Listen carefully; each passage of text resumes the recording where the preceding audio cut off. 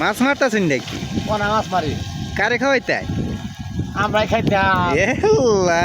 পোনা মাছ মেরে পোনা মাছ মারিয়া কাঁঠালের বিচি দিয়া চরচরি রানলে হাই রে সাপ ছাড়লে ওই কিলাইলে সাতান নেন। তাই নাকি? হ্যাঁ ঘরের বেটে নে কই দিছে নাকি মারবার পোনা মাছগুলা?